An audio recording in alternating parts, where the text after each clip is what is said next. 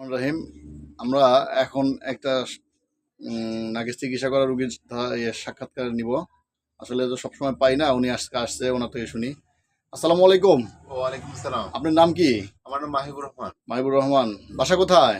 কিশোরগঞ্জ। কিশোরগঞ্জ। আপনি নাকের চিকিৎসা করছিলাম তাই না? জি স্যার। কতদিন আগে? আজ থেকে প্রায় 20 দিন আগে। 20 দিন আগে। এখন কি আল্লাহর মধ্যে ভালো? এখন আল্লাহর রহমতে অনেক ভালো। ভালো না? জি স্যার। আচ্ছা, তো আমরা যে চিকিৎসা করছি এটা কি এসিড দেওয়া চিকিৎসা করেছিলাম? জি না স্যার। আচ্ছা, তো দোয়া করবেন আমাদের জন্য নাকি? জি স্যার। আর বলেন, আপনি এই যে এই চিকিৎসা করার পরে কেমন লাগছে একটু বলেন দেখি আপনার। স্যার চিকিৎসা করার পরে আগের চাইতে অনেক ভালো লাগছে, এখন মোটামুটি আলহামদুলিল্লাহ ভালোই। ভালো না? জি স্যার। আচ্ছা, তো এই পর্যন্ত। আসসালামু আলাইকুম, সবাই দোয়া করবেন। আর এই ওনার জন্য দোয়া করবেন। তো সে ইয়াতে আপনি কিসের চাকরি জানি করতে যাচ্ছেন জানি? বাংলাদেশ বিমান বাহিনী। বিমান বাহিনীতে উনি আছে। আচ্ছা, আলহামদুলিল্লাহ, ওনার জন্য দোয়া করবেন, আমরাও দোয়া করি। এই পর্যন্ত। আসসালামু আলাইকুম। ওয়ালাইকুম আসসালাম।